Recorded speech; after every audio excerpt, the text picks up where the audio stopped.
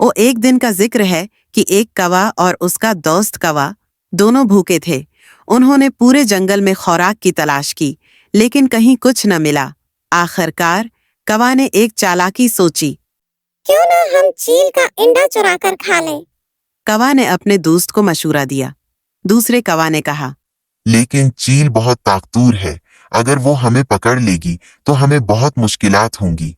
फिक्र न कर, हम ये काम जल्दी से कर लेंगे और फिर भाग जाएंगे।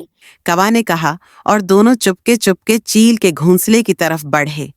चील का अंडा घोंसले में रखा हुआ था। दोनों कौवा बड़ी एहतियात से उसे उठाकर दरख्तों की छांव में जा पहुंचे। फौरन अंडे को तोड़कर दोनों ने खूब मजे लेकर अंडा खाया, लेकिन उनका बदला फौरन आना था। चील को जब इस बात का पता चला तो उसका खून खोल उठा। वो फौरी तौर पर उड़ती हुई कौवा और उसके दोस्त के पास पहुंची। तुम दोनों ने मेरा अंडा क्यों चुरा लिया? चील ने गुस्से से कहा। कौवा ने झुककर कहा, हम भौंके थे, हमें मुआफ कर दो, हमने ऐसा सिर्फ एक बार किया है। चील ने गहरी नजर से दोनों को देखा और फिर कहा, तुम दोनों ने दूसरों का हक छीना और ये मैं नहीं बर्दाश्त करूंगी।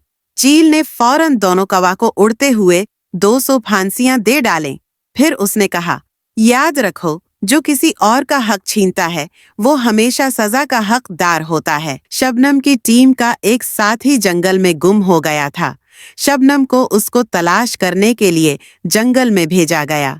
शबनम को ट्रीज भी किया जा सकता था। डिवाइस का बटन ऑन करते ही आ जाना। आप परेशान ना हो, आप जैसे ही डिवाइस का बटन ऑन करोगी, हम इसी वक्त आपको लेने के लिए आ जाएंगे। शबनम जंगल में इधर उधर घूम रही थी, लेकिन उसको अभी तक कोई पता नहीं चल रहा था कि कहाँ जाना है और कहाँ नहीं। शबनम के जंगल में घूमने की धूम मच गई।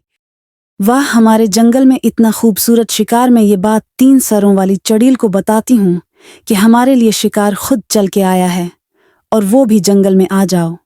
दोनों मिलके उसका शिकार करते हैं।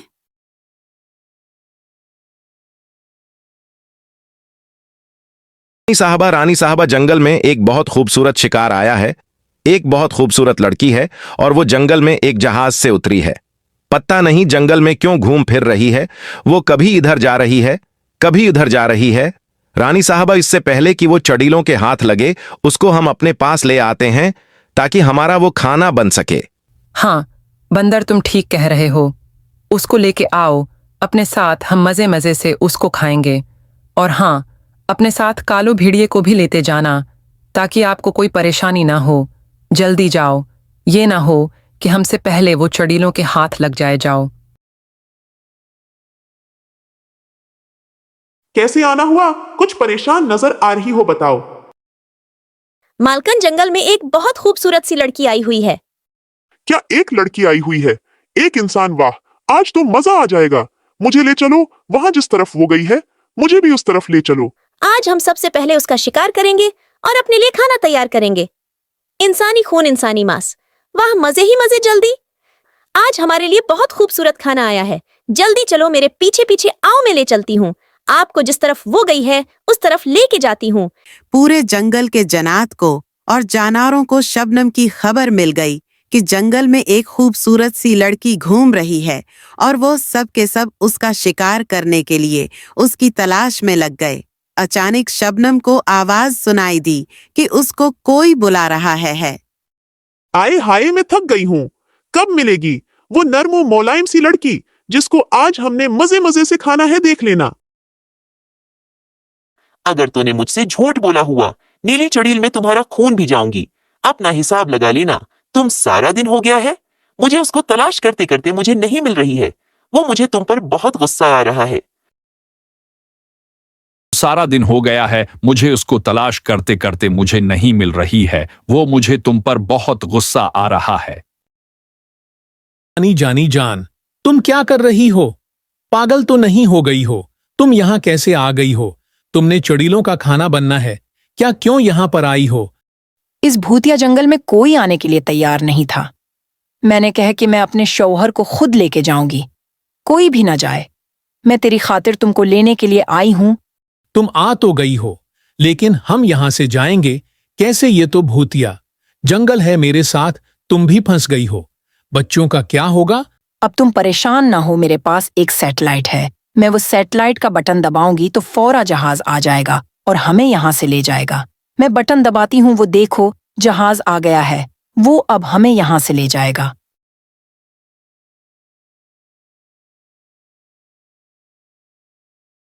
जंगल में रानो चिड़िया रहती थी। रानो चिड़िया का घर बहुत ही खूबसूरत और बहुत मजबूत था। इसी जंगल में कालो कौवा और गोरी कवि भी रहती थी। कालो कौवा और गोरी कावी बहुत ही हड़हराम थे। वो कभी भी अपने लिए खाना तलाश करके नहीं लेके आए। वो जब भी जाते खाना तलाश करने, उधर उधर घूम फिर के वापस आ जाते और दूसरों का खाना चोरी करके खाते थे। उनका ये मामूल बन गया था कि वे हर रोज किसी न किसी का खाना चोरी करके खा जाते थे। रानो चिड़िया बहुत समझदार थी। उसने अपने बच्चों की पैदाइश के वक्त के लिए बहुत खाना जमा करके रखा हुआ था, ताकि वो अपने छोटे छोटे बच्चों को छोड़कर न जाए। वो अपने बच्चों के पास ही रहे।